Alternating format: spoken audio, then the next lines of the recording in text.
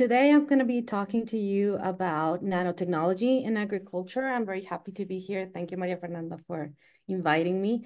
So I'm going to be talking specifically of how we can use some of this nanoparticles as platforms for pesticide delivery, and in order to address some of the challenges that we have right now in agriculture. And I'm also going to try to put at the end some of the resources and some of the topics that we could cover also in an educational grounds.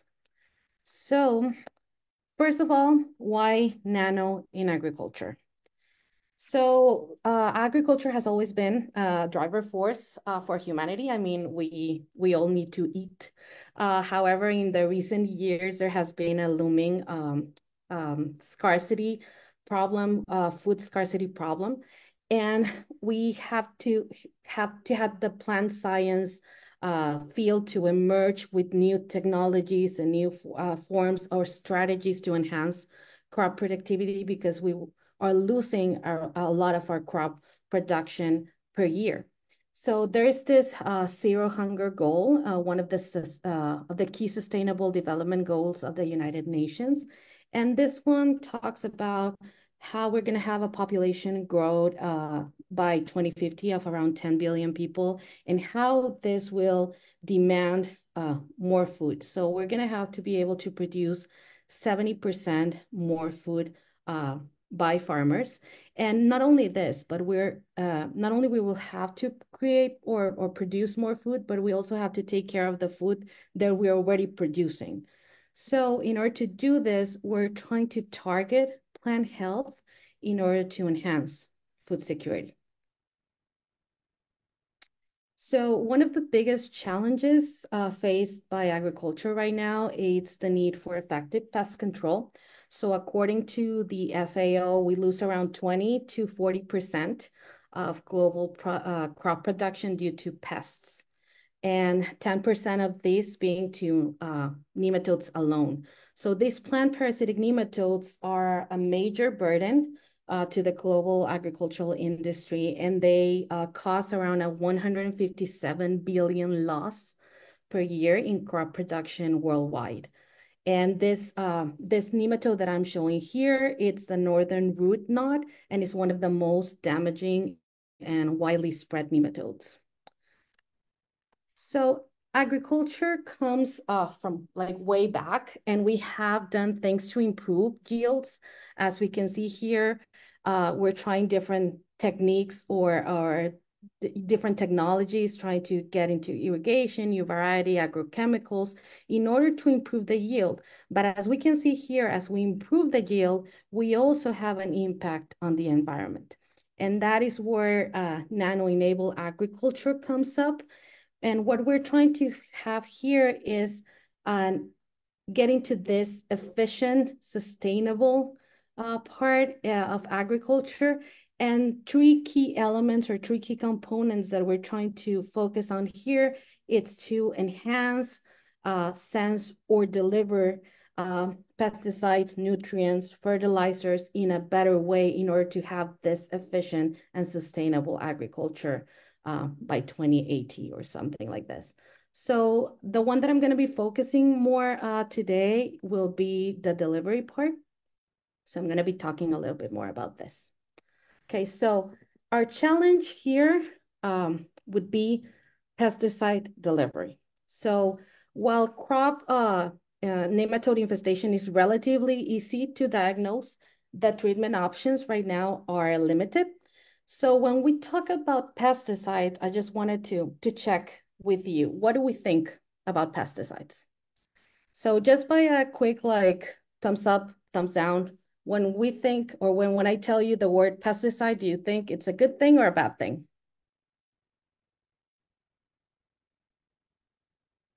Okay, so I see some like kind of in the middle.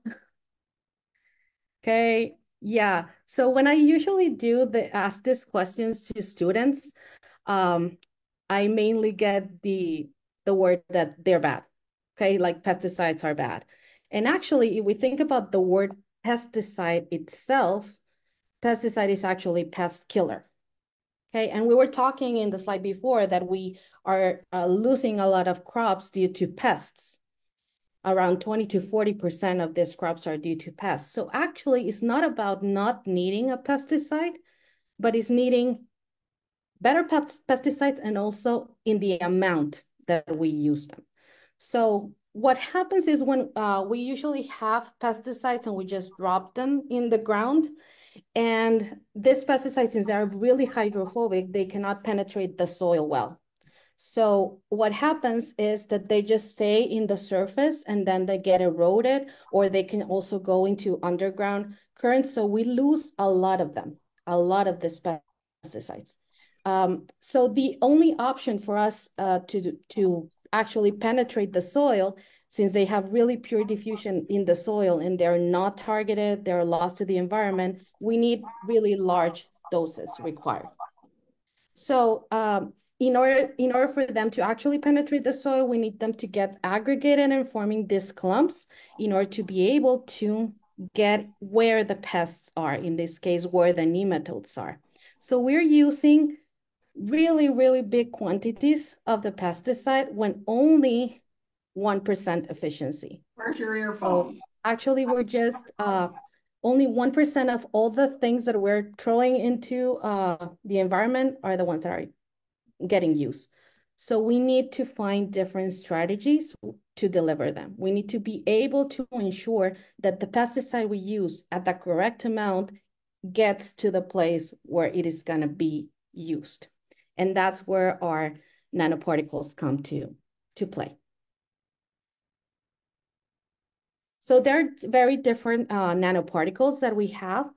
And we can use, for example, inorganic nanoparticles. This might be the most common ones. We can use gold nanoparticles, silver nanoparticles, iron oxide, quantum dots, a magnetic. We can use other organic nanoparticles like liposomes that are very trendy right now, natural polymers, chitosan, etc. Or we can use also viral nanoparticles. And I focus on this ones mainly. So why viral nanoparticles? So it might sound a little counterintuitive to use viruses to try to protect plants, in this case, from other pests, while the virus itself might be considered as a pest. So what we're trying to do is to repurpose biology. So try to change this connotation of having the virus as foe and to convert him and make it be our friend. Why we use plant viral nanoparticles? Because they're very easy to produce, they're very low cost, and we can get large amounts by doing molecular farming. So one thing that we need to understand when we're talking about something applied for agriculture, it needs to be cheap. So one of the things that happen and why we're using so many pesticides and no one is, or not a lot of people are that concerned about using them, because they're really, really, really cheap. So they can even use 99% more than what you would need and still be okay. The problem is maybe the part of using the pesticide is cheap, but then a lot of money it's being used in the cleanup afterwards, in trying to remove the extra chemicals from the environment. So what if we could use or repurpose some of those funds that are used for the cleanup and try to get them into like these new technologies, like the one that we're proposing here, in the development of those technologies, so that we are actually just using the right amount and we don't have to do a cleanup after.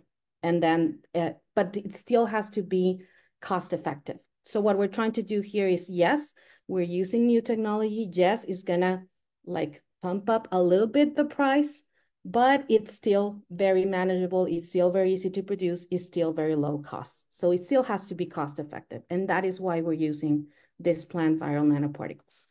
And there are very different shapes and sizes. So depending on where you actually want to take the nanoparticle, what's the application, you can use these icosahedral ones that range around the 30 nanometers, more or less. We can use the tubular ones, like tobacco mosaic virus, which is probably the most known plant viral nanoparticle, the most studied one. Or we also have the filamentous ones, like potato virus X or turnmixide virus that are this like flexuous viral nanoparticles. So the first thing we wanted to check is, we're talking about soil mobility. We're talking about delivering the pesticide to different layers of the soil because the nematode, the pest, the thing that we're trying to attack, are in depth in the soil. So what the first thing we have to check is if our particles are actually able to get there. Okay, and we're trying to find like an array or a library of nanoparticles in order to like get them there. So we tried with different nanoparticles in different shapes, different sizes, different charges, and we created like this type of water saturated soil column in which we were able to check how much depth they were able to go through time.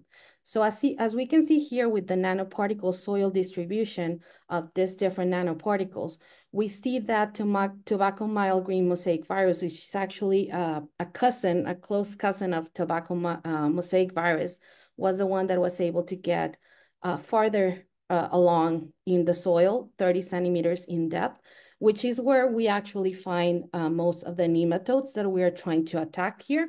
However, once again, I mentioned, if we're trying to attack something that might be closer to the surface, maybe other shapes or other nanoparticles could also come handy. So that is why it's important to mention that this technology is tailored towards whatever you're trying to attack.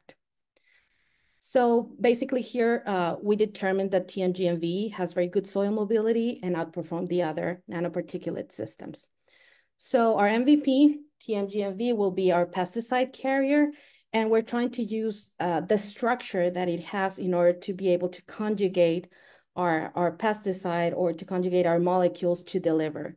Now, we use this one because it's biosafe. It has a high low capacity. It's being produced by a company called Bioproducts, so it's very cheap. We have it in bulk. We get it in bulk. It is not transmitted by insects. That's why the biosafety cannot self-disseminate. It's not seed-borne, not pollen transmitted, and it's already EPA approved. So all the regulation part, it's already there. That is why we went to with this nanoparticle in this case. So what we're trying to do is attack the problem at its roots, and we're using kind of a Trojan horse strategy. So as we can see here, we have our nanoparticle, and this little purple dots would be our pesticide. And this one will get to the part where we have our nematodes, which are these little blue worm-like structures.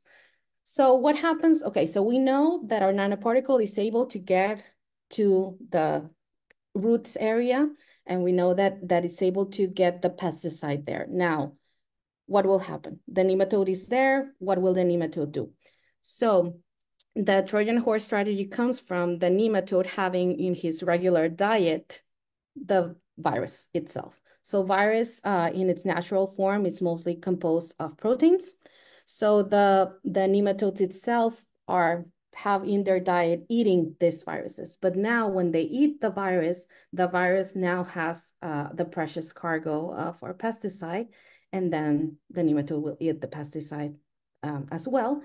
And hopefully we would be able to eradicate it. So with this strategy, we're trying to have pest control, but also ensure food safety, because we wouldn't be using the amounts of pesticide that are currently being used. We would just be using the amounts necessary to be able to get this pest control. So we would be increasing the efficacy of pesticide by using this nanoparticulate form. And we'll also be reducing pest growth and reducing the risk of residual chemicals along the way. So this is mostly the part that we're doing. Now, how can we integrate some of this topics or these technologies into our classes? So one of the things and the activities that I use with my students, I've been a teacher in middle school and high school as well. So I have tried to incorporate some of the things that I do in the lab at the university, also in my classes in middle school and high school. And I have this topic of like the virus hero, and it talks about nanoparticle functionalization. So here we use the topic of using viral nanoparticles for cargo delivery. And I talk a little bit about nanoparticulate structure, enhancing the efficiency, making them site-directed, etc. So some of the topics here precisely for the agriculture focus would be maybe talking about crop protection, taking into consideration the UN Sustainable Development Goals, what I mentioned before, the Zero Hunger Goal strategy. We have to talk about economic viability. So this is one of the most important parts of whenever you're trying to design a new experiment, whenever you're trying to design new technology, you need to think about who your market is going to be and if it's going to be sustainable in the long run, if it's going to be cost effective. Now, right now, I've only talked about pesticide delivery. However, new experiments that we've been doing are also about delivering fertilizers, delivering nutrients. So my most recent research, it's about first checking different types of soil and checking what are their needs. So there's not like a formula that we can just like give to every type of soil. So what we're checking is exactly what are their components, what do they need, and then try to deliver whatever they're missing. And for this, that's why we want to create this library or this array of nanoparticles to be able to deliver at whatever depth we need them to be delivered to. And I also like to mention this topic of repurposing biology. So right now we're repurposing or we're changing the idea of using viruses that might have this like bad rep or bad PR recently. And we're talking about using them now for delivering something or for helping something that they usually are that they attacked or they have this perspective that they're bad for the environment, but actually in this case they could help. This case could also be by using like silk or other components in biology that can be repurposed for other applications. And finally, the idea of functionalization or multifunctionalization. So this comes from the idea of tailoring the nanoparticle. So right now I talked about the cargo being the pesticide. However, this cargo can be any drug. It can be a pesticide, a nutrient. It can be a signaling peptide so that it can be directed to a specific site. So if you're talking about agriculture, maybe we're talking like something that will direct it to the roots or something that could direct it to the leaves or to a specific component. But this can also be very well translated into the biomedical field. If you want to talk about that. And so all of this different stuff that you can tailor the nanoparticle with can also be translated into other fields beside agriculture. You can conjugate an enzyme, build like a nanoreactor in order to enhance a chemical reaction or make a chemical reaction happen. You can have a tracking molecule so that you can follow the nanoparticle and see where is it going, what's it doing. Or you can also have peptides that are pH or temperature label, and you're able to release the cargo whenever you reach a certain pH. This could be soil pH, or this can be like a tumor, depending on what you're applying. You can have a tracking molecule so that you can follow the nanoparticle and see where is it going, what's it doing. Or you can also have peptides that are pH or temperature label, and you're able to release the cargo whenever you reach a certain pH. This could be soil pH, or this can be like a tumor, depending on what you're applying.